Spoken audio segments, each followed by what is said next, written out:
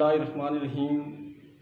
अमाला TV programme बदलती दुनिया और आपका मेज़बान अमजद गर्देजी और मेरे साथ मौजूद हैं साबिक़ उम्मीदवार असम्बली हल्का वस्ती बाग जनाब सैयद रफ़ीक साहब। सैयद रफ़ीक साहब ने आइंदा कानून साज असम्बली के इंतखाबात के लिए ख़ुद को मुस्लिम लीग नून हल्का वस्ती बाग की तरफ से टिकट का उम्मीदवार डिक्लेयर किया है। हम इनसे जानना चाहेंगे कि हल्के में मरकज़ी चीफ ऑर्गेनाइज़र और मौजूदा वज़ीर हुकूमत मुश्ताक मनास, सरदार ताहिर इकबाल और इस तरह से बेशुमार दीगर सीनियर रहनुमा मौजूद हैं। उनकी मौजूदगी में ये अपने आप को बतौर टिकट का उम्मीदवार पेश कर रहे हैं, तो यकीनन इसके पीछे इनकी एक सोच और फ़िक्र होगी। हम इनसे जानना चाहेंगे कि वो कैसे अपने आप को इसके लिए जस्टिफाई करते हैं। जी सैयद साहब। बहुत शुक्रिया शाह साहब, आपने हमें मौका दिया हमारा टीवी पर, और हमारा टीवी के लिए मैं दुआ गो कि हमारा टीवी दिन दुगनी और रात चौगनी तरक्की करे। ये बहुत खुशाइंद बात है कि हमारे आज़ाद कश्मीर में डिजिटल बिज़नेस फ़रोग़ पाए, डिजिटल टीवी चैनल्स आएँ, और मेरा विज़न भी यही है। मैंने ख्वाब देखा है आज़ाद कश्मीर में एक डिजिटल इंडस्ट्री का। जहाँ तक आपने बात की कि मैं उम्मीदवार हूँ मुस्लिम लीग नून के टिकट का, तो मैंने आज की प्रेस कॉन्फ्रेंस में बिल्कुल ये नहीं कहा कि मैं मुस्लिम लीग नून के टिकट का उम्मीदवार हूँ, बल्कि मैंने ये कहा है कि मैं मुस्लिम लीग नून के टिकट पर हल्का वस्ती बाग से इलेक्शन लड़ूंगा, और ना सिर्फ मुस्लिम लीग नून के टिकट पर इलेक्शन लड़ूंगा बल्कि मियां मोहम्मद नवाज शरीफ के बयानिए पर इलेक्शन लड़ूंगा। रहा आपका ये सवाल कि मुश्ताक मनास साहब चीफ ऑर्गेनाइज़र हैं और पार्टी की बाकी सीनियर क़यादत भी हल्का वस्ती बाग से तल्लुक़ रखती है, तो इसमें कोई शक नहीं कि मुश्ताक मनास साहब एक इंतहाई जितने खूबसूरत वो इंसान है उतने खूबसूरत सियासतदान भी हैं। उन्होंने आज़ाद कश्मीर की सियासत में मोहब्बतों के रंग बखेरे हैं। तो हमारी पार्टी में, हमारे हलके में कौन कौन से लीडर्स हैं, ये मेरे ख्याल से हमारी पार्टी का अंदरूनी मामला है। और जहाँ तक मेरी मालूमात हैं, मैं ही मुस्लिम लीग नून के टिकट से हल्का वस्ती बाग से इलेक्शन लड़ूंगा, और मुश्ताक मनास साहब समेत दीगर तमाम मोहतरम कायदीन वो मेरी इलेक्शन कैंपेन का हिस्सा होंगे। बस अफलाक जी, आपने अपनी प्रेस कॉन्फ्रेंस में ये ज़िक्र किया है कि मरियम नवाज़ मोहतरमा फ़ातिमा जनाब के अधूरे मिशन को पूरा करेंगी, तो मोहतरमा फ़ातिमा जनाब का अधूरा मिशन क्या है? देखिए, सियासत का हर तालिब इल्म ये जानता है और तारीख़ का हर तालिब इल्म ये जानता है कि मोहतरमा फ़ातिमा जनाब का मिशन मुल्क में जमहूरियत की बहाली थी, और हज़रत कायद-ए-आज़म मोहम्मद अली जिन्ना रहमतुल्लाह अलैह जो हमारे मुल्क के बानी हैं, उन्होंने भी सारी ज़िंदगी जमहूरियत के लिए जदोजहद की। फ़ातिमा जनाब बानी कायद की बहन थी और उम्र भर उन्होंने पाकिस्तान में जमहूरियत के लिए जदोजहद की। जनरल अयूब खान की डिक्टेटरशिप के ख़िलाफ़ उन्होंने कलमा हक़ बुलंद किया, और मोहतरमा फ़ातिमा जनाब का मिशन जमहूरियत का मिशन था। यही मिशन आज भी DM का भी है, जमहूरियत का, और मरियम नवाज़ की आवाज़ भी बिल्कुल यही है। तो मोहतरमा फ़ातिमा जनाब का मिशन बदकिस्मती से अधूरा रह गया था। फ़ातिमा जनाब मुल्क में जमहूरियत बहाल करने में नाकाम रही, सिर्फ इस वजह से नाकाम रही कि शायद उनको मोहलत नहीं मिल सकी ज़िंदगी की तरफ से, उनकी ज़िंदगी ने उनसे वफ़ा नहीं किया। अगर फ़ातिमा जनाब मज़ीद कुछ अर्सा ज़िंदा रह लेती, या कायद-ए-आज़म अगर 10-15 साल जी लेते, तो यकीनन पाकिस्तान भी ये काबिल फ़ख्र और काबिल जमहूरी मुल्क होता। लेकिन चूँकि कायद-ए-आज़म और फ़ातिमा जनाब का मिशन अधूरा है, उसी अधूरे मिशन की तकमील के लिए मरियम नवाज़, मौलाना फजल रहमान, महमूद खान चकज़ई और मियां मोहम्मद नवाज शरीफ जैसे कायदीन जदोजहद कर रहे हैं, और यकीनन आज कब्र में फ़ातिमा जनाब की रूह खुश हो रही होगी, और मरियम नवाज़ को तो मैं फ़ातिमा जनाब का दूसरा रूप समझता हूँ। ज़बरदस्ती। अब मैं आपसे अगला सवाल ये करता हूँ कि अगर आपको, जैसे आपने कहा कि मैं वस्ती हल्के से नून लीग के टिकट पर इलेक्शन लड़ूंगा, तो आपके पास लड़ने के लिए लोगों के लिए क्या प्लान है वस्ती हल्के के लोगों के लिए कि پورے آزاد کشمیر کے حوالے سے کیا پلان ہے, کس طرح سے جو ہے وہ آپ کا ایجنڈا کیا ہوگا عوام کی بہتری کے لیے؟ آزاد کشمیر میں سیاست کی بہت بری صورتحال ہے. تیسری دنیا کے ہر ملک کی طرح یہاں سیاست کے نام پر ایک لوٹ سیل کا بازار گرم ہے. میرا تعلق مسلم لیگ نون سے ہے اور مسلم لیگ نون کا سیاسی کارکن ہونے کے باوجود میں یہ کہوں گا کہ مسلم لیگ نون, پیپلز پارٹی, جماعت اسلامی, تمام جو ہماری سیاسی پارٹیاں ہیں جو آزاد کشمیر میں کام کر رہی ہیں, اور جو چھوٹی چھوٹی سیاسی جماعتیں ہیں, خواہ وہ بائیں بازوں کی سیاسی جماعتیں ہوں یا دائیں بازوں کی چھوٹی چھوٹی عددی اعتبار سے سیاسی جماعتیں ہوں. کوئی سیاسی جماعت چھوٹی یا بڑی نہیں ہوتی. سیاسی جماعتیں اپنے نظریات اور میرا آپ سے سوال یہ ہے کہ اگر آپ کو مسلم لیگ نون کا ٹکٹ نہ ملا تو پھر آپ کا نیا عمل کیا ہوگا؟ میرے خیال سے اگر میں جیت جاتا ہوں گا تو سوال ہی نہیں پیدا ہوتا. حلقہ بستی باغ سے الیکشن میں جیت چکا ہوں, صرف رسمی اعلان ہونا باقی ہے اور رسمی کارروائی باقی ہے الیکشن پروسیس کی. روزانہ سینکڑوں لوگ مجھ سے یہ پوچھ رہے ہیں کہ آپ نے اپنی کمپین کیوں ڈیلے کی ہوئی ہے. ہزاروں لوگ مجھے ووٹ دینے کے لیے بےتابی کے ساتھ الیکشن والے دن کا انتظار کر رہے ہیں, اور میں آزاد کشمیر میں سب سے زیادہ ووٹ لے کر جیت کر اسمبلی میں جانے والا ہوں. اتنی مضبوط پوزیشن میں پارٹی ایسا سوچ بھی کیسے سکتی ہے کہ میرے علاوہ مسلم لیگ نون ایک جمہوری پارٹی ہے. مسلم لیگ نون ووٹ کی عزت کی جنگ لڑ رہی ہے, عوام کے حق حکمرانی کی جنگ لڑ رہی ہے. حلقہ بستی باغ سے ہزاروں لوگ مجھے اسمبلی میں دیکھنا چاہتے ہیں اور میں حلقہ بستی باغ سے الیکشن جیت چکا ہوں. عوام میرے ساتھ ہے, لوگ مجھے ووٹ دینا چاہتے ہیں, لوگ مسلم لیگ نون کے ٹکٹ پر مجھے ووٹ دینا چاہتے ہیں. تو ایسا کیسے ممکن ہے؟ کوئی ہوش مند آدمی یہ مان ہی نہیں سکتا کہ پارٹی ٹکٹ سیاد رفیق کو نہ ملے, بلکہ یہ تو فیصلہ ہو چکا ہے کہ مسلم لیگ نون کے ٹکٹ پر سیاد رفیق نے اسمبلی میں جانا ہے. مسلم لیگ نون آزاد کشمیر 2/3 اکثریت سے حکومت بنائے گی اور 3 سال کے اندر اندر آزاد کشمیر ایک مثالی خطہ بن کر رہ جائے گا. صاحب, اگر آپ وسطی حلقے سے الیکشن جیت جاتے ہیں تو وسطی حلقے کے لوگوں کے لیے آپ کا پروگرام کیا ہوگا؟ اگر مگر کی تو بات نہیں, مجھے پورا یقین ہے کہ وسطی حلقے سے میں الیکشن جیت رہا ہوں, بلکہ میں الیکشن جیت چکا ہوں. تو یہ رسمی کارروائی پوری ہونے کے فوری بعد ہے میں آزاد کشمیر کے وسطی حلقے کو نہ صرف ریاست آزاد جموں و کشمیر بلکہ ایشیا کے ہر ملک کے لیے ایک ماڈل حلقہ بناؤں. میرا مکمل یقین ہے اور مجھے وہ 100% امید ہے کہ اگر اس وسطی حلقے کے اندر IT, ٹورزم انڈسٹری اور ڈیجیٹل بزنس کو فروغ دیا جائے تو وسطی حلقے کا ہر شہری خوشحال ہو سکتا ہے. یہاں ایک بہت بڑا پوٹینشیل ہے ہمارے یہاں ٹورزم کا ہے جسے اس طرح سے استفادہ نہیں حاصل کیا گیا ہے. اگر یہاں سیاحت کو پروموٹ کیا جائے اور یہاں ڈیجیٹل انڈسٹری کو لایا جائے حلقہ بستی باغ کے اندر, جو میرے پاس ایک پورا پروگرام ہے اس حوالے سے کہ کیسے ہم پبلک پرائیویٹ پارٹنرشپ کے ذریعے یہاں موسٹ ماڈرن ڈیجیٹل انڈسٹری کو لا کر یہاں کی غربت کو ہمیشہ ہمیشہ کے لیے تاریخ کے قبرستان میں دفن کر سکتے ہیں.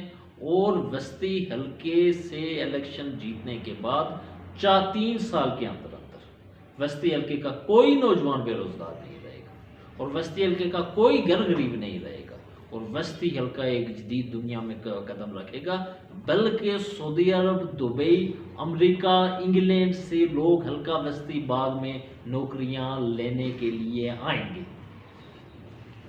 آپ نے تو بہت پر امید, پر افزا اور یوں لگتا ہے کہ واقعی آپ نے خواب دیکھا ہے تو اس کے لیے تعبیر کے لیے آپ جدوجہد کر رہے ہیں.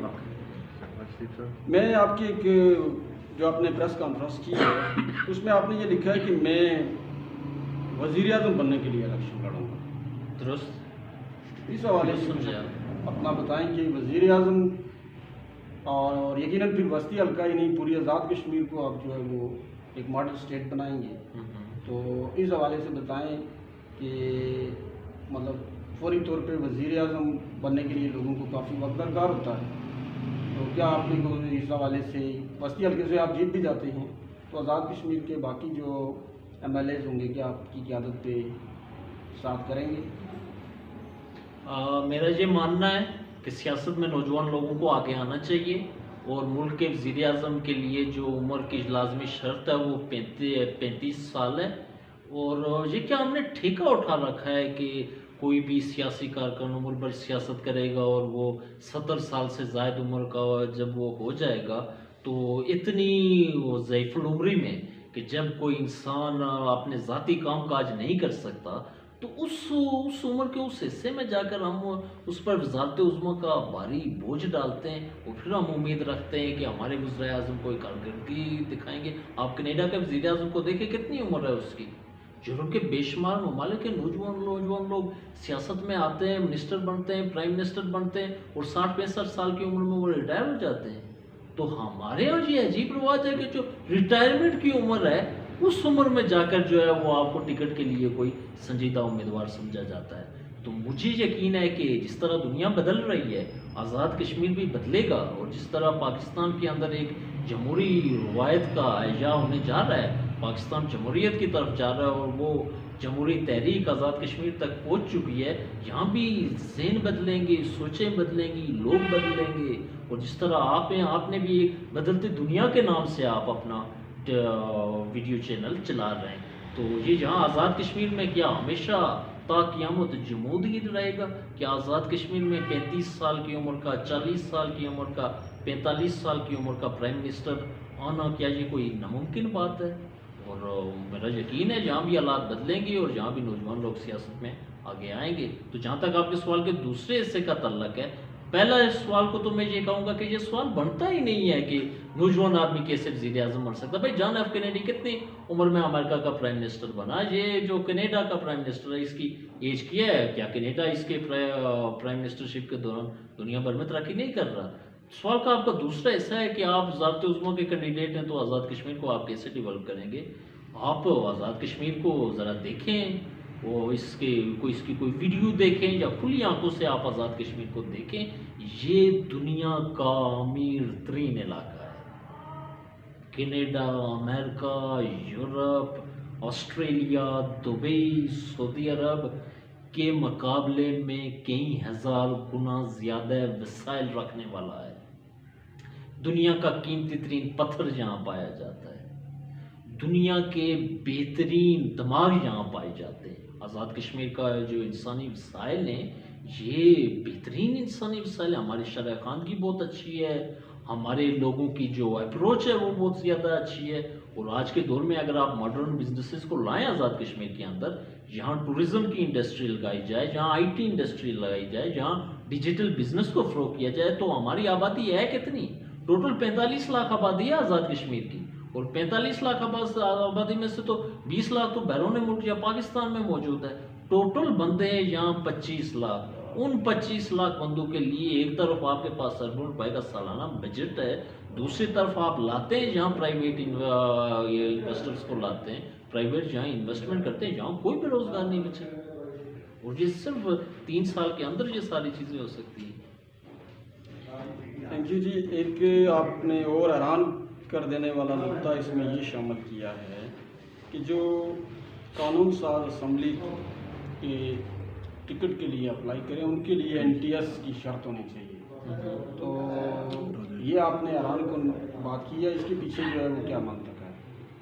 دیکھیں بدقسمتی کے ساتھ ہمارے ملک میں سب سے زیادہ ظلم سیاست کے ساتھ کیا گیا ہے۔ ایک ڈاکٹر بننے کے لیے آپ کو MBBS کی ڈگری چاہیے ہوتی ہے، ایک انجینئر بننے کے لیے آپ کو 4 سالہ انجینئرنگ چاہیے ہوتی ہے۔ سب لوگوں کو پتہ ہے کہ اگر ہم نے ڈاکٹر بننا ہے تو جی ہمیں 5 سال MBBS کی پڑھائی کرنی پڑے گی، اگر ہم نے انجینئر بننا ہے تو ہمیں 4 سال انجینئرنگ پڑھنی پڑے گی، اگر ہمیں دینی عالم بننا ہے تو ہمیں درس نظامی کرنا پڑے گا، اگر ہم نے سیاستدان بننا ہے تو ہمیں کیا کرنا پڑے گا یہ کسی کو کچھ نہیں پتہ۔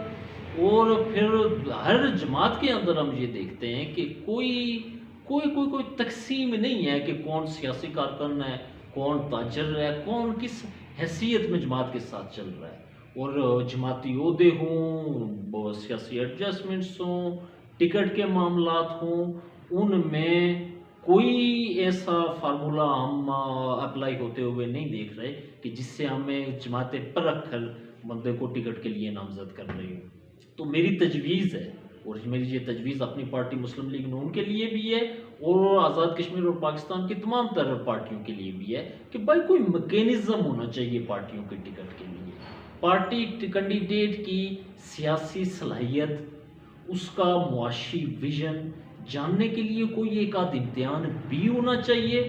اور اس کے علاوہ جو لوگ ٹکٹ کے لیے آئیں، پارٹیوں کے اندر ایسے مضبوط تنظیمی ڈھانچے ہونے چاہیے کہ وہ ٹکٹ کے امیدوار بننے کے پروسیس کے دوران اور ٹکٹ ایسا پروسیس ایسا بنایا جائے کہ جب وہ کینڈیڈیٹس ٹکٹ لے کر عوام کے اندر آئیں تو وہ ایک منجے ہوئے اور دور اندیش قسم کے سیاستدان بن کر آئیں. تو بالکل کیوں نہیں ہے، اگر ہم ایک گریڈ 17 کی ملازمت کے لیے پی ایس سی میں جاتے ہیں، اگر ہم ٹیچر بھرتی ہونے کے لیے این ٹی ایس میں جاتے ہیں، ایک ٹیسٹنگ سروس ہے، پتہ چلتا ہے نا کہ کس بندے کا کتنا معیار ہے. تو اسی طرح بالکل اسی طرح کو کوئی اس طرز کا امتحان ہونا چاہیے تاکہ جو اہل لوگ ہیں، جو قابل لوگ ہیں، جو سیاست کو سمجھ رہے ہیں، جو ویژن رکھنے والے لوگ ہیں، وہ آئیں اور قوم کی قیادت کرے. اور ویژنری لوگ ہی آگے آئیں گے اور تو تبھی قوم کی ترقی کرے گی. یہ کتنا بڑا المیہ ہے کہ ہم اپنے ذہین ترین دماغوں کو اور ہم اپنے زرخیز ترین دماغوں کے لیے کو جب امتحانات کے پروسیس سے گزارتے ہیں اور ان لوگوں کو ہم ڈاکٹر، انجینئر، سائنٹسٹ ان شعبوں میں بھیجتے ہیں تو ان کے لیے ہم امتحانات رکھتے ہیں. تو ان سے پتہ چل جاتا ہے کہ کس شخص کے اندر قابلیت کتنی قابلیت ہے. تو سیاستدان کی قابلیت ماپنے کا بھی تو کوئی پیمانہ ہونا چاہیے، پتہ تو لگنا چاہیے نا، کوئی سرٹیفکیٹ ہونا چاہیے، کوئی ڈگری ہونی چاہیے کہ یہ سیاستدان 90% پر ہے، یہ 80 پر ہے، یہ 70 پر ہے، یہ 60 پر ہے، یہ 50 پر ہے، یہ 40 پر ہے. تو اس سے ایک کیٹیگری بن جائے گی کہ کون سا سیاستدان کس کیٹیگری میں فال کرتا ہے. ورنہ اگر یہ چیز نہیں ہے تو آپ نے تئیں ہر شخص خود کو، ہر جسے سیاست میں آئے ہوئے جمعہ 8 دن ہو گئے وہ بھی خود کو سکندر اعظم کہلاتا رہے گا. بہت شکریہ جی. آخری سوال آپ سے، بلکہ جو ہے وہ آپ سے آخری بات یہ ہے کہ وسطی حلقے کے عوام کے لیے آپ کیا پیغام دینا چاہتے ہیں؟ وسطی حلقے کے عوام پہلے سے ہی میرے ساتھ ہے اور وسطی حلقے کے عوام کا پیغام بلکہ مجھ تک پہنچا. ہزاروں لوگوں نے مجھے رابطہ یہ کر کے یہ کہا ہے کہ ہم آپ کو اسمبلی کے اندر دیکھنا چاہتے ہیں. تو میں کیا پیغام دوں وسطی حلقے کے لوگوں کو؟ وسطی حلقے کے لوگ تو یہ فیصلہ کر کے بیٹھے ہوئے ہیں کہ اس الیکشن میں ہم نے سیاد رفیق کو خیر صورت آزاد کشمیر قانون ساز اسمبلی میں بھیجنا ہے. اور وسطی حلقے کے لوگوں کے لیے میرا پیغام یہی ہے کہ آپ کی رائے سے میں متفق ہوں، آپ کے رائے کا میں احترام کرتے ہوئے، آپ کی آواز پر لبیک کہتے ہوئے وسطی حلقے سے الیکشن لڑوں گا. اور انشاءاللہ آپ کے ووٹوں سے جیت کر جب میں اسمبلی میں پہنچوں گا تو یہ حلقہ ہمیشہ کے لیے بدل کر رہ جائے گا. اس حلقے میں موجود غربت، بھوک، افلاس، بے روزگاری ہمیشہ کے لیے تاریخ کے قبرستان میں دفن ہو جائے گی. روزگار یا بے روزگاری الاؤنس ہر شہری تک پہنچے گا اور حلقہ وسطی بات آزاد کشمیر ہی نہیں، پاکستان ہی نہیں بلکہ پورے ایشیا کا ایک ماڈل ہے. بہت شکریہ. تھینک یو ویری مچ صاحب. بہت شکریہ آپ کا.